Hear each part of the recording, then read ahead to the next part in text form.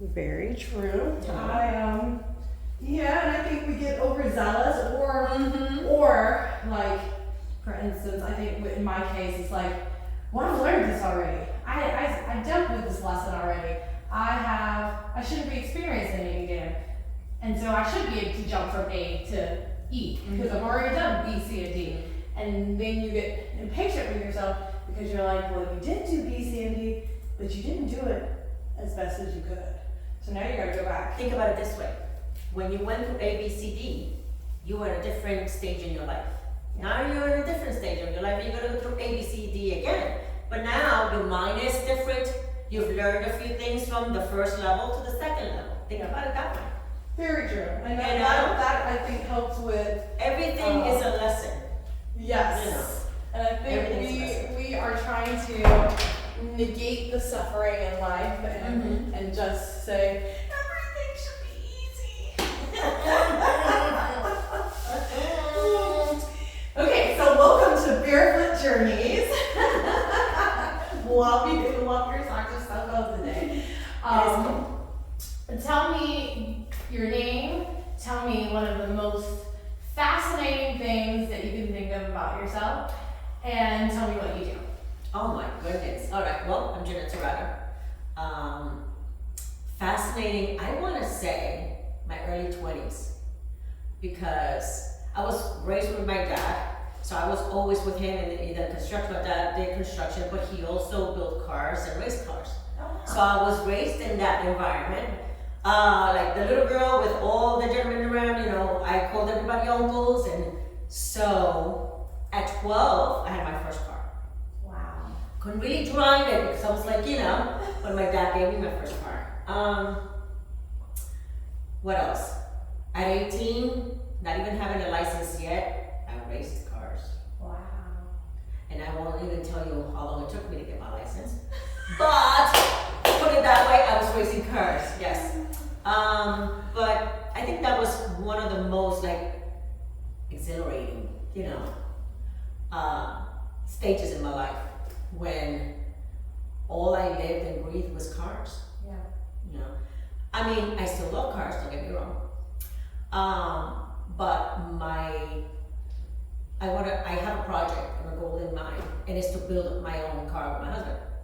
Oh, So yes, so he wants, you know, he's a Chevy guy, I'm a Ford girl, so, you know, he wants to build a Chevelle, I want to build a Mustang, so we're just gonna compromise and probably build both. So that's no compromise anyway, but the compromise is who's gonna build what first. Yeah. Which first. But no, and having my daughter at a time in my life where I didn't think I was going to have a child at that age, at 20 years old. But having her kind of saved me, you know? Yeah. In many ways. I was in a point in my life where I had been in the United States for 3 years at that point. I was born in New York, but I was raised with my dad in Puerto Rico and stuff like that. So when I came back to New York, I wanted to conquer the Red Apple, the Big Apple, and but life hit you hard at that point, you know. Being raised with my dad made me the strong person that I am, because my dad was like. How was that? How was that? How did you feel like being raised by this male, and now fast forward having a child and your level of mothering? How did you feel? Did you feel? Sometimes we feel like we overcompensate. Sometimes we feel like we have imposter syndrome. Like, I don't know what the heck I'm doing. I'm not cut out for this. You know. Right. Well, at the beginning, of course, I felt that way, because I said, I'm so young. What the heck am I gonna do with a child? You know, I was working numerous jobs and trying to just make it. Yeah. So, but being raised with my dad was, I had a great childhood, because I was with my grandma and my dad. And mostly my grandmother, because my dad used to come back to New York, and he used to do either construction jobs here, in New York, or taxi driver. Okay. And he used to raise money, save money, and then come back to Puerto Rico, and he built us a house from scratch. So I saw the strength in my dad. I'm very much like my dad. very sentimental, very emotional when it comes to things, but hard at the same time. So it's like I have the best of both worlds because I can be empathetic and sympathetic and still be a hardcore person, you know. We need that. My father's very driven, very determined, very stubborn, and so am I. So, and my grandmother was the softer side, you know. So I call my grandmother mama, you know, because I was raised with her, and I saw my mom once a year at that. So, but I never understood why my father was so strict, you know, because I was a rebel just like my dad. So I wanted to go party, and he would not. It was from home to school, school to home. And when, you know, I was an athlete, so he would take me to every practice I needed to be. He would leave me there and then come pick me up, and so he gave me some freedom to be me.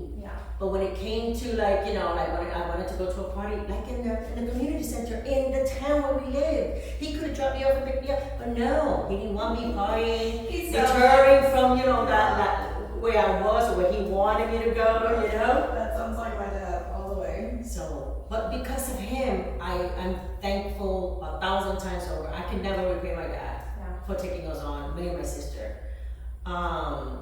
Because of him, I finished high school at a very young age, and I had college credits. When I came to New York, I was 17. I already graduated from college, so I came to New York thinking that I can get a job.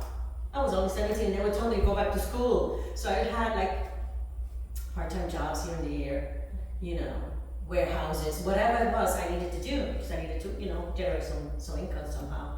So, but what do I do now? Holy cow, what don't I do now? But let's get back to the mothering thing first. It hit me, I was like because of the way that I was raised, we never talked about womanly things, periods or anything like that. It was just something that we never talked about. So getting pregnant, oh my God, I was terrified. I didn't know how to tell my dad. I said, my dad is going to kill me. That's the first thing in my mind. Oh my God, I am so stupid. Why did I didn't even think about me. Why am I disappointing my dad? What my dad, you know what I'm saying? It was all my dad. Why? Because I was the only child that my dad has that went to college, graduated college, they did anything, you know. So I wanted to keep that going and be successful just to please him. You know what I mean? And he's very proud of me and all that stuff, but I would never change it. Because my baby, I would never change it. That was definitely a part of the journey to make you. And that made me grow up a little bit more. And I took on being a single mom on my own because my mom, when I came to New York, I came to live with my mom. So that was very, very hard. Because it was like building a relationship from scratch with somebody that I always yearned to have, that motherly daughter type of relationship. And it didn't happen till way later in my life. Like 20 years ago. I'm almost 60, just so you know. So that was like 28 years, you know, like 20 years ago. So it took me a long time to even feel that love was real and sincere, you know?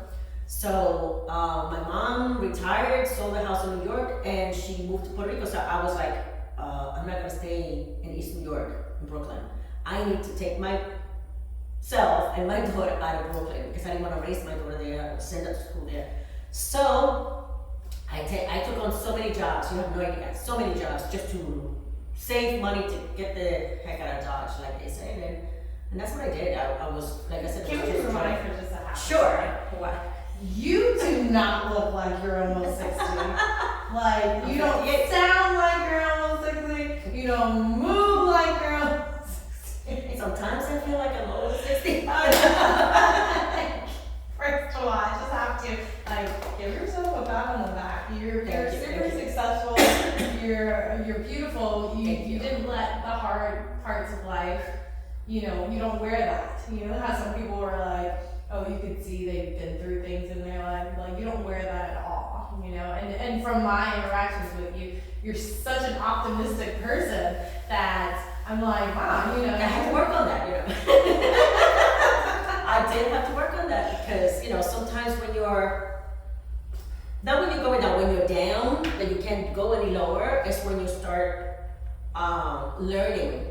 Well, some people do learn, Yeah. some people don't. Yeah. And you start learning and looking forward to get out of that. I learned that at an early age.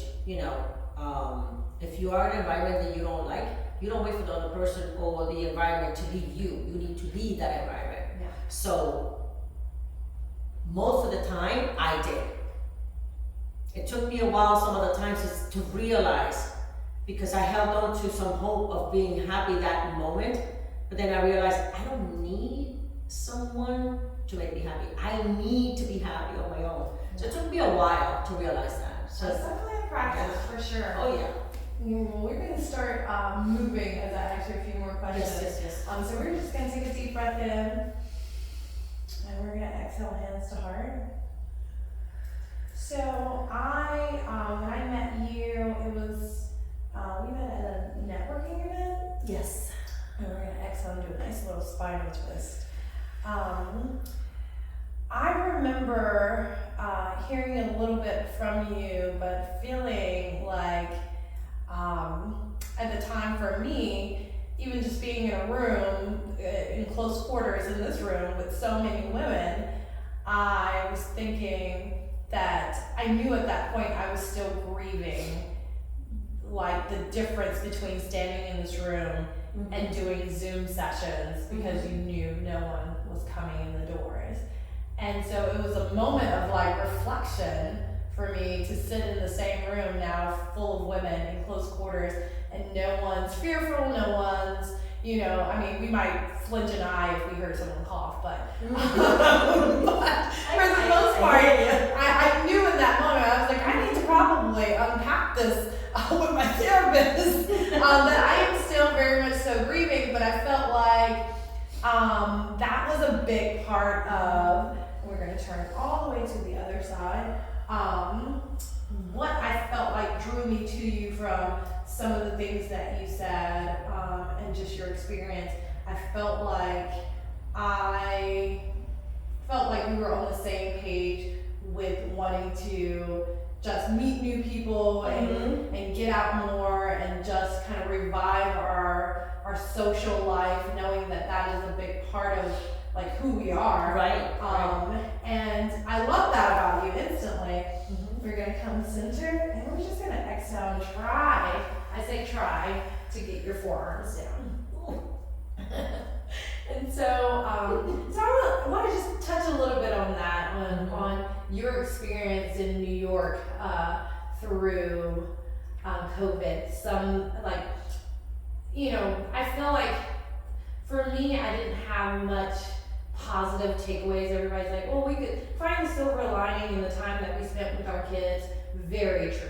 That was, I just had a child, so that was a good silver lining for me, but it was still a very rough space mentally that I was in, because we didn't really know what was going on. Right. But I remember thinking, one of the most traumatizing images for me was thinking about bodies being just like packed up on the street.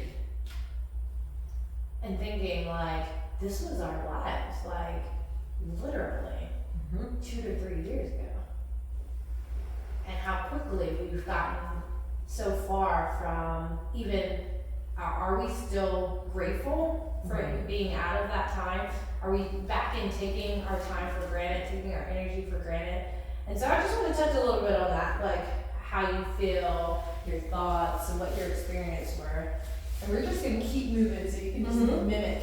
This is great. This is great.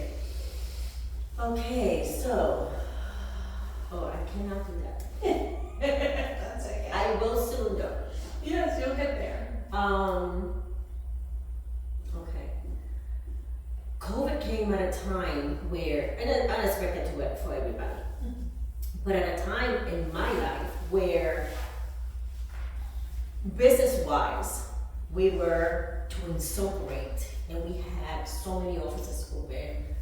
Lyndhurst, New Jersey, Wall Street in New York. My main office was in Wall Street, New York. That was my goal, to be a minority and a woman executive to open a financial company in the middle of smack in the middle of the wolves, because those are all, men-related type of businesses. Yeah.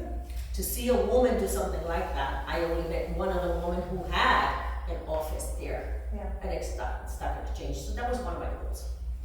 But being in an environment where you're surrounded by people every day, even on a Sunday because you go to church, you're surrounded by people, to being locked down. So COVID happened in March, I was, when I heard the news, I was at the airport, Miami, about to go to Puerto Rico to visit my parents at that time. And when I'm sitting down at a restaurant having something to eat, my husband calls me and tells me about what's happening, that, this thing that's going out and it's airborne and all this stuff. I'm freaking out because I'm by myself at the airport. I don't have anybody with me, and people are just talking and coughing and sneezing, and I'm like, like normally you just, try to remove yourself from that because that's what you used to do anyway. But now it's worse. So I get to Puerto Rico. I didn't want to speak to anybody. I didn't want to touch anything. I didn't know, because we didn't know anything. I didn't know anything. I was like, okay. I get to my dad, and it was like 2 hours later. My sister's sick. But my sister has handicapped now. It's been for the past 30-some years. But she says that she gets a cold all the time. So I never thought of anything at all. I said, well, stay away from dad, because we live with dad, and dad is older, want to make sure that he doesn't get sick. Now, my father is pretty much healthy, like he's not diabetic, no high blood pressure, no cholesterol, or anything like that. But he's older, no matter what, so we gotta be careful with him. So I was there for 3 weeks. When I come home, 3 days later, I'm sick. When I tell you that it knocked me. It was the worst I've ever felt, and that I can remember. Getting sick, the worst I've ever felt. I couldn't breathe. I couldn't talk. Every time I moved, I felt like like my equilibrium was off big time. I was going this way, and I felt like I was going that way, but I'm looking that way. It was really hard to focus. So then, mind you, I was sick for over a month. Then, my husband for over a month. Wow. My husband gets sick. Now, my husband, his health is not that great, because he's diabetic. So at this time, my daughter's with me, so I shipped her to Brooklyn. I said, you can't stay here. When I first got sick, I said, you cannot stay here, go somewhere else. So she was in Brooklyn at a friend's house. And mind you, my husband was taking care of me from afar. So I took over the living room, because the living room was closer to the bathroom and everything. I said, no, just stay in the bedroom, kitchen, and just put stuff there. I had a separator there. Didn't work. But my husband only got sick, thank God, for just 2 to 3 weeks, less than me. But we're trying to take care of each other. So imagine, literally, getting off the sofa and crawling to the kitchen to try to make something, and put it by his bedside or whatever. And then it was something that I've never experienced. And it was like like something out of a movie. You're shut down from the world. Nobody can visit you. You look at the window, there was nobody around. Maybe some people, walking their dog or something like that, So it was like I said, something out of a movie. Being like in a ghost town. Yeah. Like in a ghost town. Hi. I'm gonna give you my map. No, And I came to talk, not to do. I'm not gonna pretend. So it was tough, being such a not a social butterfly, I would say, but always out there, always talking to people, always being present. Yeah. So it was tough to just shut down completely Yeah. because that's what I felt like.